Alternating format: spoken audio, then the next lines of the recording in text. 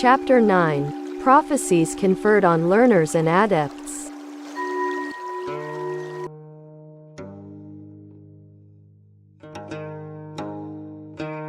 At that time Ananda and Rahula thought to themselves, whenever we reflect, we consider how delightful it would be if we should receive a prophecy of enlightenment. Immediately they rose from their seats, advanced to a position in front of the Buddha, touched their heads to the ground and bowed to the Buddha's feet. Together they spoke to the Buddha, saying, "World-honored one, we too should have a share of this. We have put all our trust in the Thus Come One alone, and we are well known to the heavenly and human beings, and asuras of all the world. Ananda constantly attends the Buddha and guards and upholds the Dharma storehouse, and Rahula is the Buddha's son. If the Buddha should bestow on us a prophecy that we will attain Anuttara Samyak Sambodhi, then our wishes will be fulfilled and the longings of the multitude will likewise be satisfied." At that time 2,000 of the voice-hearers' disciples, both learners and adepts who had nothing more to learn,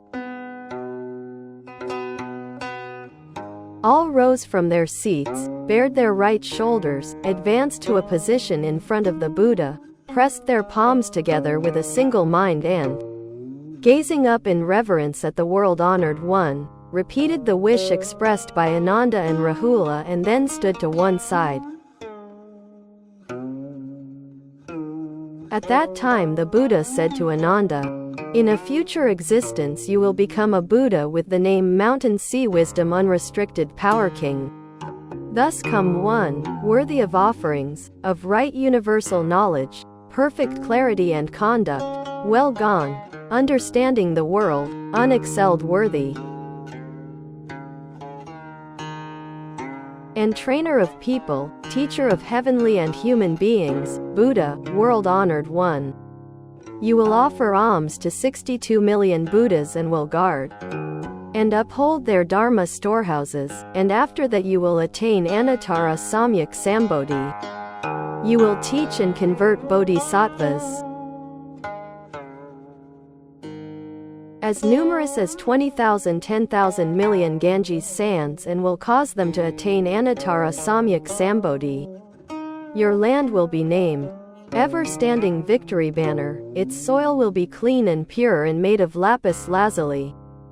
The Kalpa will be named Wonderful Sound filling everywhere. The lifespan of that Buddha will be immeasurable thousands, 10,000s millions of asamkayas of kalpas, though men should calculate and reckon thousands, 10,000s, millions of immeasurable asamkayas of kalpas, they could never ascertain the lifespan of the Buddha, and the counterfeit law will endure in the world for twice the time of the correct law. Ananda, this Mountain Sea Wisdom Unrestricted Power King Buddha will be praised alike by Thus Come Ones of the 10 directions who are equal in number to immeasurable thousands, 10,000s, millions of Ganges sands, and they will extol his blessings." At that time the world-honored one, wishing to state his meaning once more, spoke in verse form, saying, "I now say to the monks that Ananda, upholder of the law, will give alms to the Buddhas and after will achieve correct enlightenment. His name will be Mountain Sea Wisdom Unrestricted Power King Buddha. His land will be clean and pure, named Ever-Standing Victory Banner. He will teach and convert bodhisattvas in numbers like Ganges sands. This Buddha will possess great dignity and virtue, his renown will fill the 10 directions. His lifespan will be immeasurable because he takes pity on living beings. His correct law, twice that again. His counterfeit law, twice again. As numerous as Ganges sands will be the countless living beings who in the midst of the Buddha's law will plant causes and conditions leading to the Buddha way. At that time in the assembly 8,000 bodhisattvas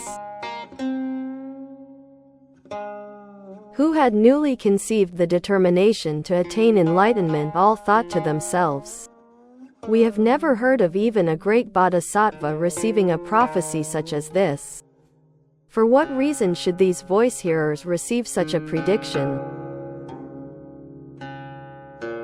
At that time the world-honored one, knowing the thought that was in the mind of these bodhisattvas, said to them, "Good men, when Ananda and I were at the place of Void King Buddha, we both at the same time conceived the determination to attain Anuttara Samyak Sambodhi."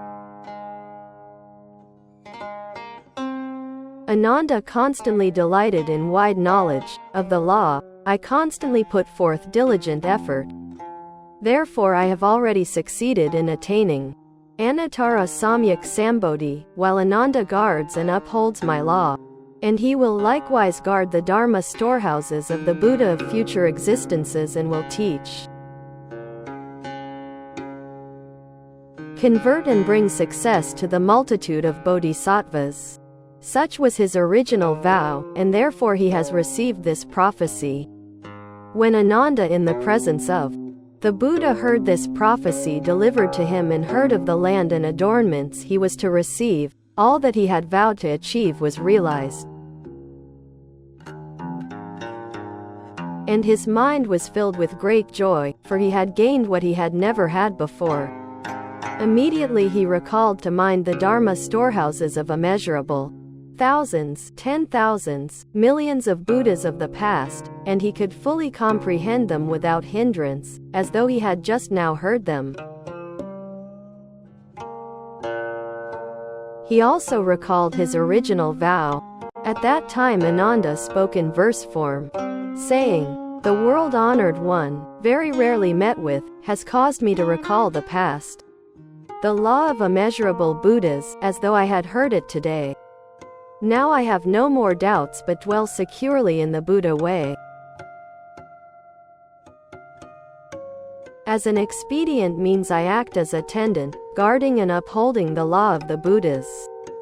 At that time the Buddha said to Rahula, "In a future existence you will become a Buddha with the name stepping on 7 treasure flowers. Thus come one, worthy of offerings, of right and universal knowledge, perfect clarity and conduct, well gone,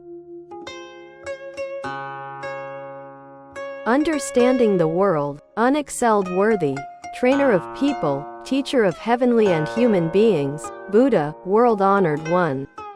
You will offer alms to Buddhas. And thus come ones as numerous as the dust particles of 10 worlds. In all cases you will be the eldest son of those Buddhas, just as you are my son now."